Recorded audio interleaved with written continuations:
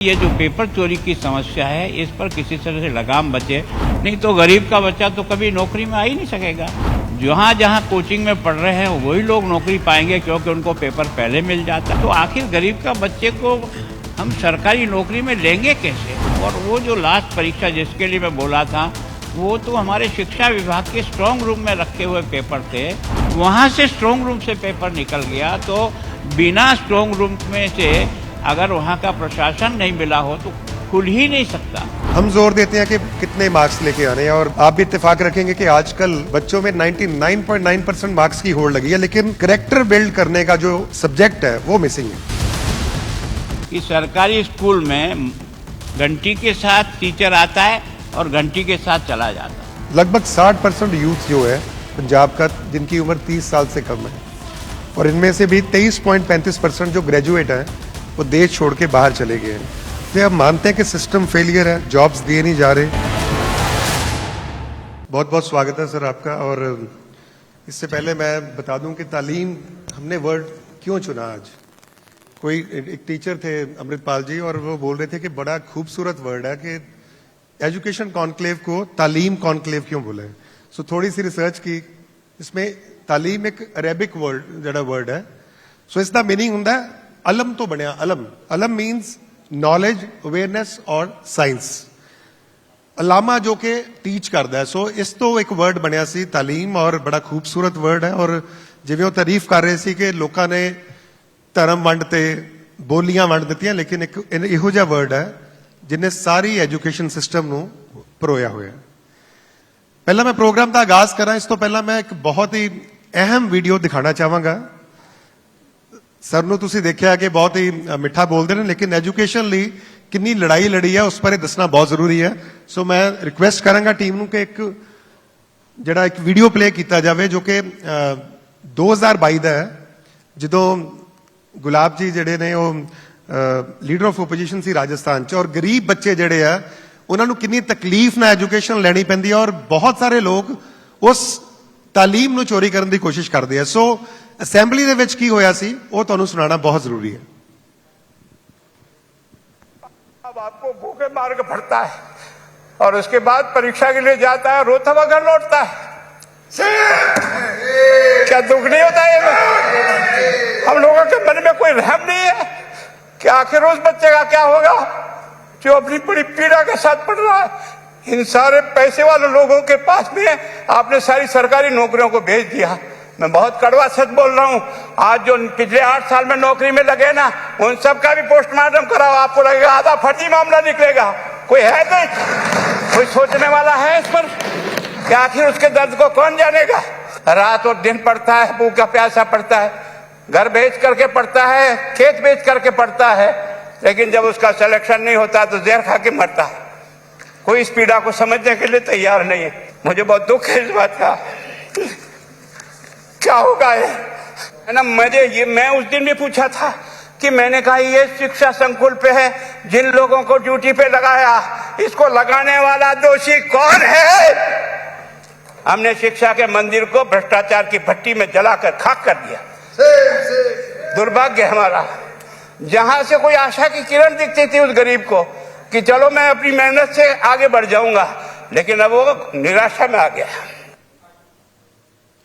ਸੋ ਤੁਸੀਂ ਇਹ ਵੀਡੀਓ ਦੇਖਿਆ, ਔਰ ਕਿਉਂ ਜ਼ਰੂਰੀ ਸੀ ਦਿਖਾਣਾ, ਕਿਉਂਕਿ ਰਾਜਸਥਾਨ ਦੀ ਅਸੈਂਬਲੀ ਦੇ ਵਿੱਚ ਜਦੋਂ ਲੀਡਰ ਆਫ ਓਪੋਜੀਸ਼ਨ ਸੀਗੇ, ਉਦੋਂ ਇਹਨਾਂ ਨੇ ਇਹ ਮੁੱਦਾ ਚੁੱਕਿਆ ਸੀ, ਔਰ ਪੂਰਾ ਦੇਸ਼ ਜਿਹੜਾ ਹੈ ਉਦੋਂ ਹਿੱਲ ਗਿਆ ਸੀ ਇਹ ਵੀਡੀਓ ਦੇਖ ਕੇ। ਕਿਉਂਕਿ ਅਜਿਹਾ ਇੱਕ ਸਵਾਲ ਜਿਹੜਾ ਬਹੁਤ ਸਾਰੇ ਗਰੀਬ ਬੱਚਿਆਂ ਦੇ ਮਨ 'ਚ ਹੁੰਦਾ ਹੈ ਕਿ ਉਹ ਤਾਲੀਮ ਲੈ ਕੇ ਚੰਗੇ ਅਹੁਦਿਆਂ ਤੇ ਜਾ ਸਕਣ, ਲੇਕਿਨ ਜਦੋਂ ਪੇਪਰ ਚੋਰੀ ਹੁੰਦੇ ਆ ਫਿਰ ਉਦੋਂ सवाल उठते हैं कि सिस्टम जड़ा इतना लाचार क्यों है। सर पूरा वाकया क्या था, क्योंकि हमने देखा कि आपकी आंखों में आंसू थे और गुस्सा भी था कि पेपर लीक क्यों हो रहे हैं। कारण क्या है कि राजस्थान में लगातार मैं मंत्री था, चाहे मेरी सरकार की, तब भी कई पेपर एक तरह से दोबारा परीक्षा हमको करानी पड़ी। परीक्षा का पेपर पहले से आउट हो गया, और कांग्रेस सरकार के राज में लगातार कोई परीक्षा ऐसी नहीं है जो बिना किसी नकल के पूरी हुई हो। और उसके कारण से ये नकल का जो पेपर है वो चोरी होता है, वो प्रशासन के लोगों से मिली हुई भगत से होता है। जब वो स्ट्रांग रूम में बंद है तो वहां से पेपर निकला कैसा है, और वो पेपर निकल करके किस तरह से लोगों के बीच में बंट गया। तो वास्तव में इसमें जो जितनी बड़ी बड़ी कोचिंग, जिनकी बिल्डिंगों को देखते समय पीछे से अपना सर का जो है ना वो गिर जाता है, तो ये कोई न कोई पैसा देकर के पेपरों को चुराता है और बड़ी गैंग बन गई है। और उसके कारण से केवल और केवल इस सरकार का नहीं, मैंने अपनी सरकार की भी जिम्मेदारी ली, और इसके कारण से गरीब का बच्चा जो बड़ा मेहनत करके अपना मकान बेचता है, कर्जे में डूबता है, बड़ी मुश्किल से उसके माँ बाप उसको पढ़ाते हैं, और जब परीक्षा के दरवाजे पर जाता है और लाखों लोग परीक्षा देते हैं और 2 दिन बाद पता लगता है कि ये तो पेपर आउट हो गया, परीक्षा दोबारा होगी, तो उस बच्चे पर क्या बीतती है जो 5-5 साल 7-7 साल से नौकरी की तैयारी कर रहा है, बैठा है, इंतजार कर रहा है और परीक्षा, और जहां जहां सफलता मिल गई और जिन लोगों का सिलेक्शन हो गया वो सब भी पेपर चोरी के कारण से हो गया, जिनकी जांच होने के बाद सैकड़ों बच्चों को गिरफ्तार भी हुए, कईयों को नौकरी से निकाला। मेरी पुलिस की भर्ती में भी एसआई की भर्ती में इसी प्रकार से पेपर चोरी होने से कई लोग नौकरियों पर लग गए, लेकिन जब ये कांड खुलते खुलते गए तो उस समय लगा तो आज की तारीख में उन सब में से लगभग 30% लोगों को नौकरी से बाहर निकालना पड़ा। तो मैं नहीं कह रहा हूं कि ये केवल मेरे समय में नहीं हुआ, मैं तो कह रहा हूं इसका कोई तो भी परफेक्ट तरीका निकालना चाहिए परीक्षा का, जिसके कारण से ये जो पेपर चोरी की समस्या है इस पर किसी तरह से लगाम बचे। नहीं तो गरीब का बच्चा तो कभी नौकरी में आ ही नहीं सकेगा। जहां जहां कोचिंग में पढ़ रहे हैं वही लोग नौकरी पाएंगे, क्योंकि उनको पेपर पहले मिल जाता है, उनको पेपर कोई न कोई दे देता है, जिसके कारण से सिलेक्शन में वही अधिक मार्क्स लेके आते हैं, वही सेलेक्ट हो जाते हैं। तो आखिर गरीब का बच्चे को हम सरकारी नौकरी में लेंगे कैसे? और कई वर्षों के इंतजार के बाद तो वैकेंसी आती है, फिर उसके बाद कई महीनों के बाद परीक्षा होती है, कई महीनों के बाद उसका रिजल्ट निकलता है। ऐसी सिचुएशन में उस गरीब पर क्या बीतती है, इसका मुझे दुख था। मैंने कहा चाहे मैंने गलती की हो, चाहे मेरे गरीब, सबको सजा दो जो भी इसमें हो। और वो जो लास्ट परीक्षा जिसके लिए मैं बोला था, वो तो हमारे शिक्षा विभाग के स्ट्रांग रूम में रखे हुए पेपर थे, वहां से स्ट्रांग रूम से पेपर निकल गया। तो बिना स्ट्रांग रूम में से अगर वहां का प्रशासन नहीं मिला हो तो खुल ही नहीं सकता जी। एक मौका ਸੀਗਾ ਜਦੋਂ ਗੁਲਾਬ ਚੰਦ ਕਟਾਰੀਆ ਜੀ ਨੇ ਇੱਕ ਮੈਸੇਜ ਦਿੱਤਾ ਪੂਰੇ ਦੇਸ਼ 'ਚ ਕਿ ਜਿਹੜੇ ਪੇਪਰ ਲੀਕ ਹੋ ਰਿਹਾ ਉਸ ਨੂੰ ਕਿੰਨਾ ਸੰਜੀਦਗੀ ਨਾਲ ਲੈਣਾ ਚਾਹੀਦਾ ਹੈ। ਇਹ ਤਾਲੀਮ ਦੀ ਤਾਕਤ ਹੁੰਦੀ ਹੈ ਕਿ ਅਬਦੁਲ ਕਲਾਮ ਸਾਹਿਬ ਵਰਗੇ ਇੱਕ ਸਿੰਪਲ ਪਰਿਵਾਰ ਦੇ ਜਿਹੜੇ ਇੱਕ ਸ਼ਖਸ ਸੀਗੇ ਉਹ ਰਾਸ਼ਟਰਪਤੀ ਬਣ ਗਏ, ਔਰ ਇਹ ਤਾਲੀਮ ਦੀ ਤਾਕਤ ਸੀ ਕਿ ਮਨਮੋਹਨ ਸਿੰਘ ਦੇਸ਼ ਦੇ ਪ੍ਰਧਾਨ ਮੰਤਰੀ ਬਣੇ। ਸੋ ਇਹ ਤਾਕਤ ਹੁੰਦੀ ਹੈ ਤਾਲੀਮ ਦੀ।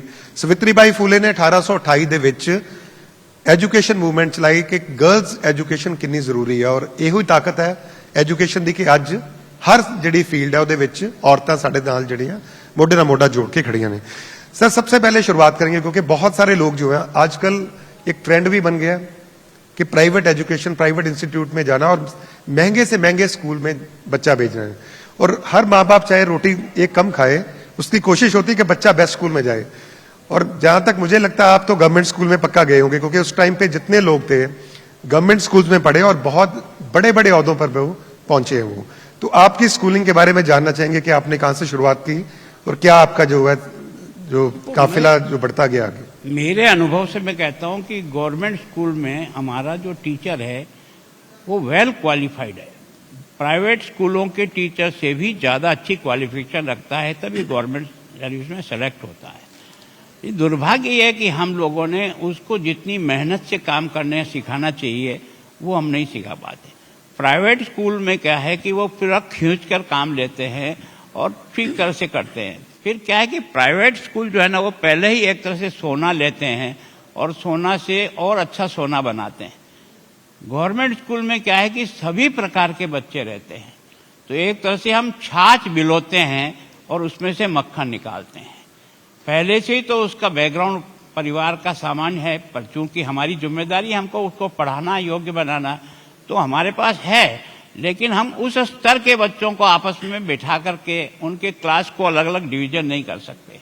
हमें वही टीचर जो है उस कमजोर बच्चे को भी पढ़ा रहा है और अच्छे बच्चे को भी पढ़ा रहा है, तो उसका उतना रिजल्ट नहीं आता। लेकिन ऐसा नहीं है कि गवर्नमेंट स्कूल के रिजल्ट में कहीं कमी आ रही है। केवल और केवल जो हमें जो है वो वहाँ अंग्रेजी अच्छी होती है, यहाँ अंग्रेजी अच्छी नहीं होती है, इससे अधिक ज़्यादा अंतर नहीं है। लेकिन नई एजुकेशन पॉलिसी के नाम से जो कहा वो राष्ट्रीय शिक्षा नीति है नई, पहले प्रारंभ में हम कहते थे, इसमें सभी जगह ये व्यवस्था की है कि सब बच्चों को स्कूल से कनेक्ट करना ही है, और जहाँ तक उसकी पेरीफेरी में स्कूल है वहाँ ही उन बच्चों को एडमिशन दिए जाएंगे। अगर कोई बच्चा किसी अच्छे प्राइवेट स्कूल में भी पढ़ना चाहे तो गवर्नमेंट की इस पॉलिसी में यह है कि 25% बच्चों को जो गरीब परिवार के शेड्यूल कास्ट, शेड्यूल ट्राइब है, पिछड़े लोग हैं, उनको आपको एडमिशन देना पड़ेगा, और उसका जो खर्चा होगा वो सरकार उठाएगी उन बच्चों के लिए। तो एक तरह से स्कूल में प्राइवेट और दोनों में बराबरी में लाने के लिए इस नया जो हमारी जो शिक्षा नीति बनी है इसमें पूरा है। एक तो सभी शिक्षा से टच हो और एक उनकी गुणवत्ता अच्छी हो। तो मैं सोचता हूं कि बहुत प्रयत्न के बाद बड़े लंबे 17 से इसका एक्सरसाइज चली थी, 20 में जाकर के ये जो राष्ट्रीय शिक्षा नीति बन पाई। सारे देश के सभी पुराने लोग, अच्छे लोग को उसमें समाहित किया था और उनकी राय के आधार पर एक अच्छा डॉक्यूमेंट बना है जो हमारे को अतीत से वर्तमान को और वर्तमान में भविष्य की चुनौतियों के लिए उस बालक को कैसे तैयार किया जाए, उस प्रोसेस के आधार पर इस शिक्षा नीति को जो है ना उन्होंने ड्राफ्ट किया है। अब इसको जमीन पर कैसे उतार सके, हमारे देश का दुर्भाग्य जो मैं मानता हूं, मैं अपने 40 साल के अनुभव से कह सकता हूं कि कोठारी कमीशन ने भी एक एजुकेशन का डॉक्यूमेंट बनाया था और वो डॉक्यूमेंट भी परफेक्ट था, लेकिन जमीन पे उतारने वाले लोगों ने उसको ठीक ढंग से नहीं उतारा, उसके कारण से वो फेल हो गया। आज भी ये डॉक्यूमेंट अच्छा है, लेकिन इस डॉक्यूमेंट को उतारने वाली जो एजेंसी है उसका जब तक प्रॉपर मॉनिटरिंग नहीं होगा तब तक वो ठीक लागू हो रही कि नहीं हो रही। तो मैं सोचता हूं कि वास्तव में, और विशेष करके प्रधानमंत्री जी का आग्रह है कि बच्चे और बच्चियों को समान अवसर मिलना चाहिए। अब ये पंजाब में मैंने आकर के बहुत आनंद का अनुभव हुआ कि यहाँ हायर एजुकेशन में लड़के और लड़कियों का अनुपात लगभग 40-60 का आ गया।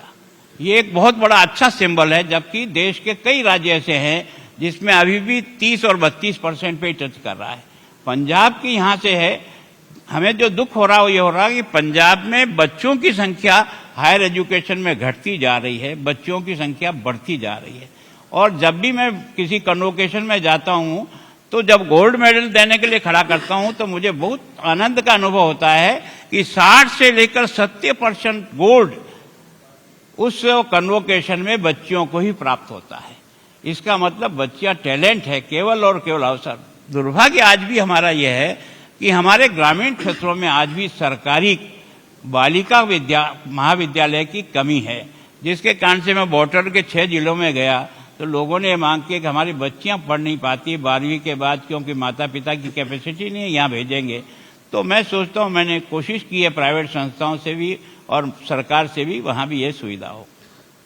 पंजाब में सर बच्चियां वैसे भी ज्यादा प्रोग्रेसिव है और जो भी रिजल्ट्स आते हैं, कंपटीशन कोई एग्जाम भी होते हैं तो उसमें भी गर्ल्स टॉप करती हैं। 2020 में एजुकेशन पॉलिसी आई और काफी रिफॉर्म्स भी आए, लेकिन एक चीज बड़ी मिसिंग है। जब आप भी विदेश जाते होंगे, सब लोग, काफी लोग जाते हैं विदेश, तो वहां पे बच्चे को, जब बच्चा स्कूल आता है तो सबसे पहले उसको सच बोलना सिखाया जाता है, रूल्स फॉलो करने के लिए बताया जाता है, ट्रैफिक रूल्स को कैसे ओबे करना वो बताया जाता है। लेकिन अनफॉर्चुनेटली वो चैप्टर हमारे सिलेबस में है ही नहीं है। हम जोर देते हैं कि कितने मार्क्स लेके आने हैं, और आप भी इत्तेफाक रखेंगे कि आजकल बच्चों में 99.9% मार्क्स की होड़ लगी है, लेकिन कैरेक्टर बिल्ड करने का जो एक सब्जेक्ट है वो मिसिंग है। उसका कारण है कि हमने देश की आजादी के बाद, आप और मैं जब पढ़ा था तब हमने देश के सब महापुरुष, चाहे किसी भी धर्म के हों, किसी भी संप्रदाय के हों, अच्छे व्यक्तियों को पढ़ने से जीवन में कुछ सीखने को मिलता है। लेकिन हमारा देश धर्मनिरपेक्ष का मतलब अलग समझ गया, और उसके कारण से क्या है कि जो भी श्रेष्ठ पुरुषों की जीवनियां जो हम बचपन में पढ़ते थे वो लगभग हमारे पाठ्यक्रम से दूर हो गई। वो शिक्षा कोई काम की नहीं देश के लिए जो संस्कार युक्त नहीं हो। हमारा दुर्भाग्य यही रहा कि हमने शिक्षा तो दी, लेकिन शिक्षा के साथ संस्कार देने का भी उसी प्रकार से प्रयत्न नहीं किया। उसके कारण से हमारे बच्चे बहुत टैलेंटेड, देश और दुनिया में जहां भी गए हैं उन्होंने अपनी प्रतिभा को स्थापित किया, इसमें तो कोई दो राय नहीं। लेकिन उनका जीवन का जो कैरेक्टर है, मैं सोचता हूं मनुष्य वो है जो दूसरों के लिए जीता है। विवेकानंद ने एक छोटे से वाक्य में कह दिया कि जो दूसरों के लिए जीता है वो जिंदा इंसान है, और जो केवल अपने लिए जीता है वो मरे हुए इंसान के बराबर है। इस छोटे से वाक्य ने एक बच्चों में संस्कार डालने का काम कर लिया। लेकिन दुर्भाग्य से चूंकि ये विवेकानंद ने किया इसलिए हटा दो, फलां ने कोई अच्छी बात की, राजा हरिश्चंद्र ने किस लिए अपने सच्चाई पर अडिग रहने से कितना कष्ट भुगता, हमने उन सब पाठों को निकाल दिया। मेरी ऐसी मान्यता, किसी भी धर्म में कोई भी अच्छी बात हो जो बच्चों को कुछ प्रेरणा दे सके। अब यहाँ गुरु गोविंद सिंह का जीवन अगर सारे हिंदुस्तान में पढ़ाया जाए तो मैं सोचता हूं कि उसके जो चारों बच्चों का बलिदान हुआ ना, वो देश और दुनिया में कहीं दिखाई नहीं देता है, कोई दिखाई नहीं देता है। और आप और हमने केवल और केवल बातें सुनी है, लेकिन जब एक एक ईंट रख करके बच्चों को पूछा जाता है, बोलो धर्म बदलोगे कि नहीं बदलोगे, तो कहते हैं नहीं बदलेंगे। ये कहाँ से आया? ये संस्कार में से आया है ना। उन्होंने जो कुछ भी अपने बाप दादाओं से सुना और समझा ना, उसके कारण से वो मरना पसंद कर लिया, लेकिन इस प्रकार का धर्म परिवर्तन नहीं है। तो ये कहाँ से आता है? पर दुर्भाग्य से हमने आने वाली पीढ़ी को, मैं सोचता हूं कि परमवीर चक्र कोई भी रहा हो, किसी भी जाति और समाज का हो, अगर वो बच्चों को पढ़ने को मिले तो एक सैनिक जो है ना, अब्दुल हमीद ने जहां कब्रिस्तान बना दिया था सारे टैंकरों का, अगर उसका पाठ पढ़ाया जाए तो क्या हर्ज है? वो मुसलमान हो सकता है, लेकिन देश के लिए बलिदान हुआ ना। हमारा दिमाग जो है ना, वो केवल और केवल इसके कारण से टुकड़ों में बंट करके हमने इन श्रेष्ठ व्यक्तियों को समाज से और शिक्षा से और उसके सिलेबस से बाहर हटा दिया। हमने केवल उसको पढ़ाया कि तुझे अच्छे नंबर आएंगे तो अच्छी नौकरी मिलेगी, ये करोगे तो वो मिलेगा। और हमारा दुर्भाग्य तो यह है कि अध्यापक बनना सबसे लास्ट क्वालिटी है। अगर किसी को पटवारी की नौकरी मिल जाए तो उसको वो पहले लेना चाहता है। मतलब हमने इतना दिमाग में उसका कचरा भर दिया कि पैसा ही जिंदगी में सब कुछ है, जबकि शिक्षक के सम्मान के बराबर किसी का सम्मान न पहले कभी हुआ, न आज होगा, न भविष्य में भी कभी नहीं होगा। अगर उसमें शिक्षक के गुण है तो निश्चित रूप से मेरी ऐसी मान्यता है। इसलिए संस्कार से शिक्षा को जोड़ने का जो रहा, लेकिन नई जो हमने पॉलिसी लाए हैं 2020 की, उसमें इस बात को भी सिलेबस में पूरा जगह दिया है कि शिक्षा संस्कार से भी जुड़े और शिक्षा रोजगार से भी जुड़े। क्योंकि बच्चा पढ़ के जाएगा कहाँ? ये जो नशे की जो प्रवृत्ति आप देख रहे हो ना, इसमें बच्चे का दोष नहीं है। उसको अंधकार दिखता है, मैं जाऊं कहाँ क्या करूंगा, तो फिर उसको फालतू समय में फालतू काम देखते हैं। अगर उसको आप एंगेज कर दो तो ये सब बीमारियों से हम दूर कर सकते हैं। इसलिए कहा भी जाता है कि जो लीडर्स फेल होते हैं कभी, जो उनके आगे जो बच्चे या जो भी फौज होती है वो कभी फेल नहीं होती। और शायद यही कारण है कि आपने ड्रेस कोड जो है चंडीगढ़ में टीचर्स के लिए मैंडेटरी किया है, क्योंकि आपने बोला अगर शिक्षक अच्छा होगा तो बच्चे उसको फॉलो करेंगे, पूजा भी करेंगे। देखो, मैंने कोशिश की है, अभी मैं एकदम तो नहीं कह सकता हूं। अगर विद्यालय की सबकी एक ड्रेस होती बच्चों की, तो ये जो गरीब अमीरी के बीच के जो एक उसके दिमाग में बैठ जाता है ना, वो बच्चे के दिमाग में नहीं बैठेगा। जिसके माता पिता अच्छे पैसे वाले हैं वो रोज नए नए कपड़े सिला करके देते हैं। एक गरीब का बच्चा उसी पैंट को और उसी कमीज को बार बार पहन करके आता है तो उसके मन में लगेगा ये कोई विशेष, ये कोई विशेष है। अगर सबको आपने एक ड्रेस में कर दिया तो न जात पहचानी जाएगी, न धर्म पहचाना जाएगा, न पैसे वाला पहचाना जाएगा, न गरीब पहचाना जाएगा। तो बच्चे में पहले से ही दिमाग में ये जो छोटे बड़े गरीब अमीर का जो भेद आता है वो नहीं आएगा। ऐसे ही अध्यापक भी, अगर जैसा अध्यापक वैसा बच्चा, केवल भाषण देने से बच्चा नहीं बनता है। बच्चा तो शिक्षक के जीवन को देख के सीखता है, पढ़ करके हमारे यहाँ कम सीख पाते हैं। हम अधिकांश जो है ना लोगों को फॉलो करते हैं और सीख जाते हैं। तो मैं सोचता हूँ, मैं कोशिश कर रहा हूँ, एकदम तो वातावरण को बदलना इतना आसान नहीं है, पर कोशिश करेंगे कि सब एक से दिखे, समानता के साथ रहें और एक दूसरे को प्रेम के आधार पर आगे बढ़ाने का प्रयास करें। वैसे इस हॉल च बहुत सारे टीचर्स ने जिन्होंने ਅਸੀਂ बुलाया भी ਸੀਗਾ और उन्होंने अपनी कंट्रीब्यूशन ਦੇ ਨਾਲ बहुत सारे ਬੱਚਿਆਂ ਦੀ ਜਿਹੜੀ ਲਾਈਫ है वो चेंज भी की है। एक सर और जो मिसिंग है स्पोर्ट्स पॉलिसी, जो कंपलसरी होनी चाहिए, क्योंकि हम लोग प्ले ग्राउंड्स जो हैं वो खत्म हो रहे हैं और स्कूल्स में जो है वीडियो गेम्स या कंप्यूटर्स बहुत सारी चीजें आ रही हैं। शायद यही कारण है कि जो मौलाना अबुल कलाम आजाद ट्रॉफी थी जो गुरु नानक देव यूनिवर्सिटी अक्सर जीतती थी कंटिन्यूसली, वो कई साल से अब वो जो हमारा स्पोर्ट्स का कल्चर है वो कम हो रहा है। हालांकि हरियाणा की बात करें तो बहुत सारे बच्चे जो वहां पे स्पोर्ट्स को एज अ करियर ले रहे हैं, एजुकेशन से ज्यादा स्पोर्ट्स को तरजीह दे रहे हैं। आपको लगता है कि पंजाब में जो एक तो ड्रग्स बहुत बड़ी समस्या है, शायद यही वजह कि बच्चे बाहर भी जा रहे हैं, और अगर स्पोर्ट्स प्रमोट करेंगे तो ड्रग्स से तो बच्चे खुद ब खुद दूर हो जाएंगे? देखो, पंजाब ने क्या है कि देश में अब तक रिकॉर्ड बनाया स्पोर्ट्स की दृष्टि से। मैं सोचता हूं जो उस समय का जो सबसे बड़ा धावक था वो पंजाब का रहने वाला था, फौजा सिंह, जिनको मैंने अभी 113 साल की उम्र में ड्रग के उसमें चला था, 100 साल के बाद वाले में उसने दुनिया में अपना नाम कमाया। यहाँ की जो हॉकी टीम है, आज नहीं, प्रारंभ से जब से भारत ने हॉकी में प्रतिष्ठा ली, उसका सबसे बड़ा योगदान पंजाब का था। अभी आपकी पेरिस में जो हुआ है उसमें जो हॉकी टीम को कांस्य पद मिला है उसमें 8 खिलाड़ी यहाँ के हैं।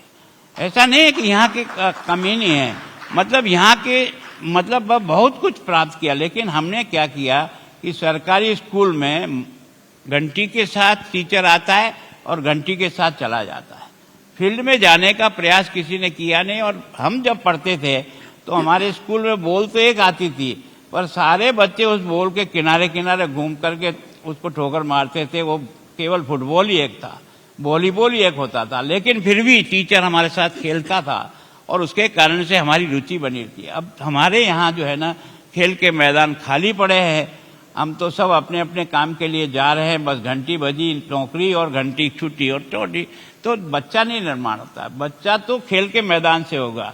अगर आपको जिंदगी में समानता और प्यार सिखाना है तो खेल के मैदान में उतार दो। किसी की जात कोई नहीं पूछेगा, किसी का धर्म कोई नहीं पूछेगा। जो भी, अगर सलीम दुरानी बहुत अच्छा खेलता है तो सारा देश उसकी वाहवाही करेगा, पर दुर्भाग्य से हमने खेल के मैदान को अछूता कर दिया और उसके कारण से हमें कई प्रकार की समस्या आई।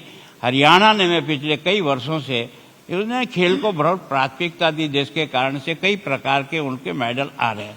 हम भी पूरी कोशिश कर रहे हैं, ऐसा नहीं है कि हम कोई कमजोर हैं, हमने भी पूरा कोशिश की है, पंजाब भी कोशिश कर रहा है। और खेल के मैदान बनाने के लिए यहाँ की पंजाब सरकार ने भी सब जगह बहुत पैसा दिया, हम भी कोशिश कर रहे हैं। आगे आने वाला जो ओलंपिक होगा आपका 2036 में, उसमें पंजाब नंबर 1 पे रहेगा, ये मैं आज भविष्यवाणी करता हूँ जी। और मुझे याद आता है कि इंडिया की जो फुटबॉल टीम थी ओलंपिक्स में वो सेमीफाइनल रह चुकी है, और आज की बात करें तो हम टॉप 100 में नहीं। सो पीएयू की सर एक रिपोर्ट है, लगभग 60% यूथ जो है पंजाब का जिनकी उम्र 30 साल से कम है, और इनमें से भी 23.35% जो ग्रेजुएट हैं वो देश छोड़ के बाहर चले गए हैं। तो आप मानते हैं कि सिस्टम फेलियर है, जॉब्स दिए नहीं जा रहे और बच्चों को लगता है यहाँ फ्यूचर ही नहीं है, बाहर जाएंगे तो बेटर फ्यूचर होगा? वास्तव में ये बात सही है कि यहाँ के अधिकांश बच्चे जो है वो विदेश में जा रहे हैं, पढ़ाई की दृष्टि से भी जा रहे हैं, काम की दृष्टि से भी जा रहे हैं। और वास्तव में इन समय के जो आंकड़े देखें पिछले कुछ वर्षों के, तो वो बहुत चुनौतीपूर्ण काम है। लेकिन पिछले कुछ सालों से हम प्रयत्न कर रहे हैं कि हमारे यहाँ की जो एजुकेशन पॉलिसी है उसमें स्टार्टअप भी हुआ है, मेकिंग इंडिया भी हुआ है, बाकी चीज भी हुआ है, आत्मनिर्भर भारत बनो इसके बारे में है, मुद्रा के लोन के द्वारा जो है ना उनको उठाने का प्रयास किया है, बच्चियों को है ना एक तरह से बच्ची बचाओ बच्ची पढ़ाओ उस अभियान में चलाया है, हर आदमी को हर प्रकार की सुविधा से जोड़ने का प्रयास किया है। तो मैं सोचता हूं कि आज की तारीख में पिछले 2-3 साल का अगर आप आंकड़ा उठाओगे तो पंजाब में भी जो बाहर जाने वालों की जो संख्या थी वो निरंतर धीरे धीरे घट रही है। अब हमारे जो यूनिवर्सिटी और हमारे कॉलेज भी हैं वो एक तरह से दुनिया की बेस्ट यूनिवर्सिटी के साथ कोलैबोरेशन कर रहे हैं, उनके साथ हमारा एमओयू हुआ है, हमारे यहाँ भी बच्चे उसी प्रकार से तैयार हो रहे हैं। तो मैं सोचता हूँ जो पहले हमारा सोच था कि वहाँ काम अच्छा मिलेगा, अब तो स्टार्टअप पॉलिसी के कारण से ही भारत में दुनिया का 30 नंबर स्टार्टअप देश बन गया। इसका मतलब यह है कि हमारे यहाँ गुंजाइश है, केवल और केवल हमको, जैसे हमने एग्रीकल्चर है वही पैतृक जो वर्षों से खेती कर रहे हैं वही कर रहे हैं। मैं सोचता हूँ खेती के पैटर्न को बदला जाए क्योंकि सबसे ज्यादा एम्प्लॉयमेंट अगर कोई दे सकेगा तो ये जमीन ही दे पाएगी। इस पर जिस प्रकार का हमारा डेवलपमेंट चाहिए उस प्रकार का डेवलपमेंट अभी हम बहुत दूर है। तो मैं सोचता हूं कि मछली पालन अब यहाँ क्या डेयरी है, मैं सोचता हूँ बहुत अच्छा बन सकता है। और यहाँ के कई ऐसे जो है ना डेयरी से संबंधित मामले हैं और पशुपालन से संबंधित है, उसमें बहुत ग्रो हो सकता है। इसके अलावा भी मैं सोचता हूँ, मैं जब विद्यार्थी था तब हमारे यहाँ पंजाब नंबर 1 पे हम पढ़ते थे कि अगर भारत में सबसे ज्यादा तरक्की और सबसे ज्यादा इंडस्ट्री और सबसे ज्यादा कहीं है, अगर ट्रैक्टर कहीं बनते थे तो यहाँ बनते थे, साइकिलें कहीं बनती थी तो यहाँ बनते थे, कपड़े कहीं बनते थे तो यहाँ बनते थे। लेकिन धीरे धीरे हमने उनके ऊपर उतना ध्यान नहीं दे करके उसके कारण से हम कमजोर पड़ गए। और दूसरा यह है कि लॉ एंड ऑर्डर की स्थिति जब तक ठीक नहीं होती है कोई भी प्रदेश ग्रो नहीं कर सकता है। ये पिछले एक कालखंड ऐसा निकला है कि जिसके कारण से यहाँ डिस्टर्बेंस चलते रहे, तो उसके कारण से अब थोड़ा सा लगता है कि निश्चित रूप से ये गति पकड़ रहा है। तो 2-4-5 साल जरूर लगेंगे, लेकिन ये फिर से वापस अपनी पोजीशन पर आ जाएगा। सर, नाबार्ड की रिपोर्ट है कि जो पंजाब में 78% लोग जो हैं एग्रीकल्चर पर डिपेंडेंट है, और इसमें से भी बात की जाए तो जो हाईएस्ट कर्जा लेने वाले हैं वो भी पंजाब के किसान हैं। उनको लगता है कि किसी तरह कर्जा लें, बच्चे को बाहर भेज दें, एक तो ड्रग्स से बचेगा और शायद बच्चों का फ्यूचर जो है बाहर महफूज होगा। आप अभी पंजाब में जगह जगह गए, अपने ड्रग्स का जो के अगेंस्ट कैंपेन किया, तो आपको भी पेरेंट्स मिलते होंगे, अपनी तकलीफ बताते होंगे कि वजह क्या है, क्यों बच्चे जो हैं बाहर जाने के लिए मजबूर हैं। देखो क्या है कि पंजाब ने उस समय की लाल बहादुर शास्त्री की 65 के युद्ध के बाद जय जवान जय किसान कहा। अन्न उस समय हम अमेरिका से PL-48 का मंगा करके दुकानों पर देते थे और लोग पेट भरते थे, लेकिन आग्रह किया तो आपने देखा कि पंजाब ने उस चुनौती को स्वीकार किया। आज भारत अन्न की दृष्टि से आत्मनिर्भर ही नहीं है, भारत अपना निर्यात भी करता है। तो यहाँ के लोगों का स्वभाव है चैलेंज को स्वीकार करना। उसकी टेंडेंसी को देख करके हमको बच्चों के बारे में सोचना पड़ेगा। यहाँ मैं सोचता हूँ ऐसा नहीं है कि नहीं हो सकता, लेकिन ये बात जरूर है कि बच्चे जो है ना, यहाँ हम अभी उतना जितना रोकना चाहिए उतना दूसरा क्या है, मेरे यहाँ चंडीगढ़ में भी जैसे पंजाब में खेल कोटे के तहत नौकरी लगती है, मेरे यहाँ अभी तक चंडीगढ़ में खेल कोटे में नौकरी नहीं लगती है। तो हमने प्रयास किया कुछ ही समय हम कर देंगे ताकि अच्छे खिलाड़ी हमारे यहाँ भी रुके और उनका भविष्य भी बने। हमने खिलाड़ी को जो ओलंपिक में जो है गोल्ड मेडल लगाएगा उसको 6 करोड़ रुपया यूटी से हमने अपने बजट में रखा है ताकि यहाँ का खिलाड़ी को भी उतना ही और सम्मान मिले।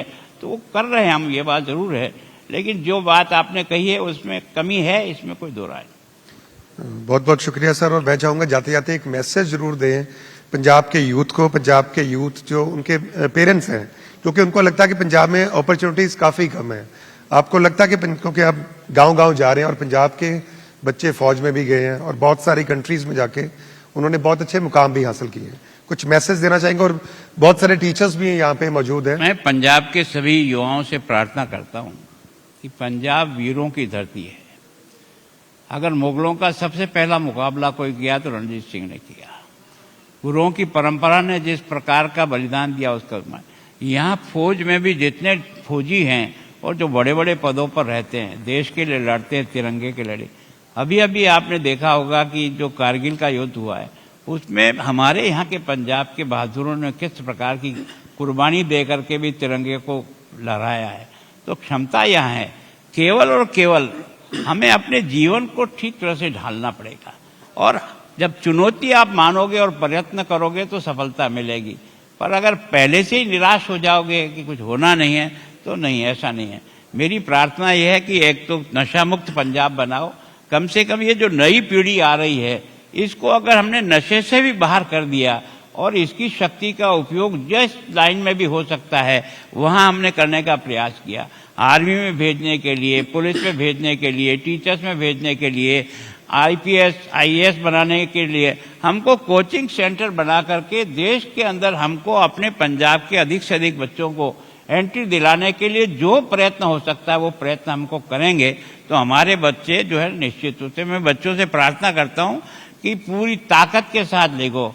हमें 2047 में भारत को दुनिया का नंबर 1 बनाना है। तो जब तक पंजाब के बच्चे इसमें सहयोग नहीं करेंगे, भारत नंबर 1 नहीं बन सकता है। तो मेरी प्रार्थना है कि उस लक्ष्य को प्राप्त करने में आप सब लोग भी पूरी ताकत और मन से लगे, अपने को श्रेष्ठ बनाएं, अपने को चरित्र से, गुणों से, आदर्श से, जीवन से, सेवा भावना से, और फिर जीवन में आगे बढ़ने का प्रयास करो। भगवान जो है ना आपकी मदद करता है, करेगा, ऐसा मेरा पक्का विश्वास है। और मैनू लगता कि जो जंग का मैदान होएगा, पहलगाम जो होया, उसका पूरा देश भी सदमे च, और पंजाबी जिहड़े है वध चढ़ के उस हिस्सा लेंगे, क्योंकि सोशल मीडिया पे बहुत सारी एक बातें फैलाई जा रही कि शायद पंजाबी नाराज है। लेकिन जब भी पाकिस्तान में किसी से बात होती है जर्नलिस्ट से, वो कहते हैं कि अगर पंजाब बाहर हो जाए तो हम इंडिया जीत लेंगे। पर मुझे लगता है कि जो फर्स्ट डिफेंस है वो पंजाबियों की रहेगी, और पंजाबी जो है अगर कुछ ऐसे हालात बनेंगे तो देखो ये बात सच है कि मैं बॉर्डर के जब डिस्ट्रिक्ट में गया ना, तो मैं सोचता हूं कि जिस प्रकार की वहां की जनता हमारी बीएसएफ के साथ, आर्मी के साथ जिस तरह से साथ खड़ी रहती है, सबसे पहला मुकाबला वो ही करते हैं। तो उनमें वो क्षमता है, लेकिन वो हमारे को इस ड्रग के माध्यम से कमजोर करने की दृष्टि से ड्रोन के द्वारा ड्रग्स बेच करके हमारे बच्चों को एक तरह से नशे का आदी बना रहा है। और जो नशे से आदी नहीं बन रहा है गरीबी के कारण से, तो वो कैरियर बन करके इधर से इधर पहुंचा रहा है। काम करने वाले कोई बड़े बड़े दिग्गज हैं, लेकिन जेल में पड़ा हुआ वो छोटा सा गरीब है जिसने 20,000 रुपये के लिए यहाँ से वहाँ पहुँचाने का काम किया, वो जेल में सड़ रहा है। तो हमारी व्यवस्था में भी हमको बहुत कठोर होना पड़ेगा। उनकी मदद ले लो आप उस बदमाश को पकड़ने में, पर उनको इस तरह से मत करो, क्योंकि उनका परिवार टूट जाएगा। हमें उनके साथ कुछ ये समझ करके कि ये हमको मदद कर रहा है उस गैंग लीडर को ढूंढने में, तो उसके साथ उस तरह का व्यवहार करेंगे तो ये सब लोग हमारे साथ सहयोगी बन जाएंगे, और हम उस चेन को तोड़ देंगे जो वास्तव में हमारी आने वाली नई पीढ़ी को इस ड्रग्स से एडिक्ट करके एक तरह से उसको बर्बाद करना चाहता है। उसका जो एक ताकत है उसको संभालते। मैं 2 गांव ऐसे देखे जिसमें 18 साल से 32 साल का कोई बच्चा ही नहीं है। 4-5 साल में बच्चा ड्रग के एडिक्ट होने के बाद मरता है। उसकी माँ उसको तड़पता हुआ देखती है, उसके रोंगटे कांपते हैं। उन्होंने मुझे यही कहा कि गवर्नर साहब और कुछ कर सको तो करना, पर हमारे को इन बच्चों को नशे से बचा लो। इसका मतलब ताकत तो यहाँ है, केवल और केवल उसका उपयोग करने वाला चाहिए। ये वो एक तरह से बहुत ही अलग तरह के लोग मुझे जो दिखे, जैसे स्विच ऑन होता है ना तो इधर, और स्विच ऑन होता है तो उधर। इतनी क्षमता इनमें है। इस क्षमता का सही उपयोग करने वाला व्यक्ति अगर मिले तो निश्चित रूप से देश के संवाद और विकास में इनका बहुत उपयोग हो सकता है। सो ये पंजाब की स्पिरिट ही है कि पंजाबी जिहड़े आ हर फील्ड दे विच वो अगे जाते हैं। वैसे इंडस वाटर ट्रीटी जो है वो कैंसिल की गई थी। बात हो रही थी कि पाकिस्तान को पानी नहीं देना, लेकिन पिछले 2-3 दिन से हालात ये बने कि पंजाब और हरियाणा एक बार फिर पानी के लिए लड़ाई करते दिख रहे हैं।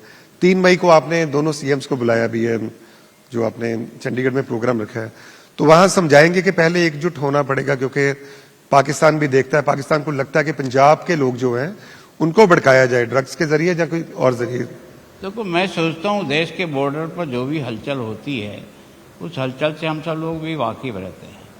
मैं सोचता हूँ कि देश के प्रधानमंत्री ने जो निर्णय लिए हैं वो पाकिस्तान को बहुत ही एक तरह से बर्बाद करने का रास्ता है। सिंधु जल अगर रुक गया ना तो वैसे ही 2 साल में बर्बाद होकर जाएगा।